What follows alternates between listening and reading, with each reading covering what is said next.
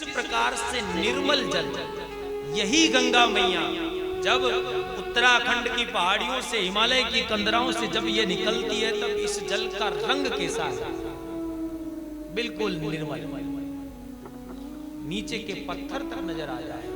और यही जल जब ऋषिकेश होता है, तब देख करके मन को बड़ा सुकून मिलता है। और वही जल जब गंगा मैया ऋषिकेश से हरिद्वार पहुंची है, तो वहां फिर हम उसे दूषित करने के लिए पहुंच गए, माया पहुंच गई। हम सब माया के प्राणी हैं, माया के पुजारी हैं।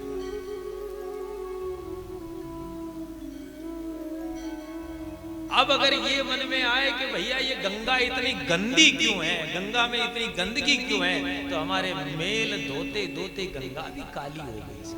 गंगा भी काली, इतने कर्म हम खराब कर चुके हैं।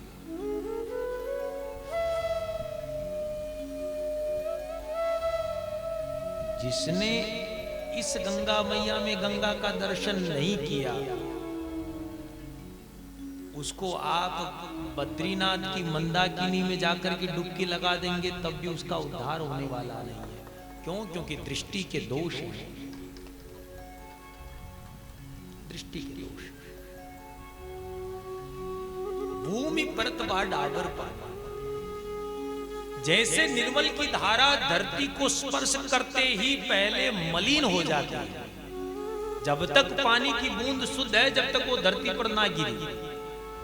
गंगा मैया भी तब तक शुद्ध थी जब तक पहाड़ों की कंदराओं में अपनी माया से, अपनी लीलाओं से, अपनी धाराओं से आच्छादित हो रही थी। लेकिन जैसे ही नीचे उतरी, नीचे माने धरती को छुआ, मलिन हो गई।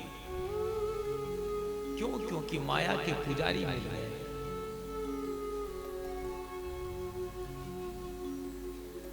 हरिद्वार जाने का मन करता होगा कि यहां पास आए हैं, चलो गंगा स्नान हरिद्वार चल करके किया जाए।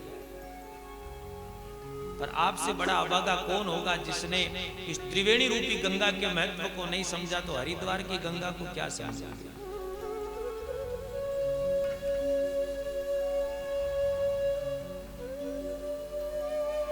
आपका मन कर रहा होगा कि इतने पास आ गए तो चलो हरिद्वार चला जाए, हरिद्वार का दर्शन किया जाए, हरिद्वार में गंगा स्नान किया जाए।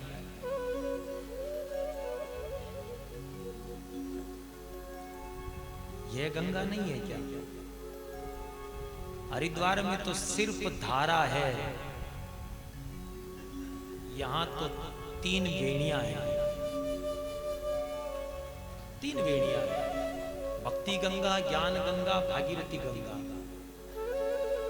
और ये भागीरथी गंगा को दूषित किसने किया? हमने ही तो किया है।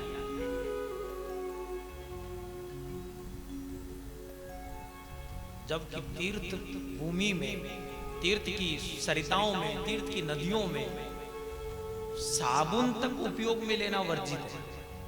जो व्यक्ति अगर तीर्थ में जाकर के नदी में साबुन अगर लगा रहा है या अपने कपड़े उस जल में धोल रहा है, तो वो अपने सारे पुण्य को उस नदी में खोल रहा है। कपड़े धोए, साबुन लगाया, शैम्पू लगाया और पहने हुए कपड़े उसी नदी में छोड़ दिए, तो बताओ इसमें गलती गंगा की है कि हमारी है?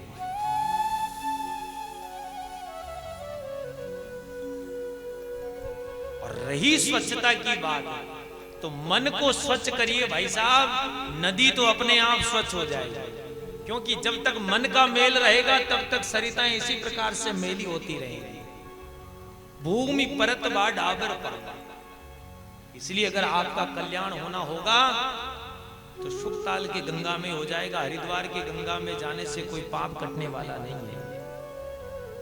अगर हरिद्वार की गंगा का पाप वहीं कट जाता तो गंगा यहां क्या रोने के लिए आती क्या? गंगा को भी लगा कि ये दुनिया के लोग मुझ में आकर के पाप धोते, तो मैं अपना पाप धोने कहां जाऊं? तब भगवान ने कहा होगा कि आप संतों की शरण में आ जाओ, आप भगवंतों की शरण में आ जाओ। इसीलिए वो गंगा मैया अपने पाप धोने के लिए सुकताल में आई है।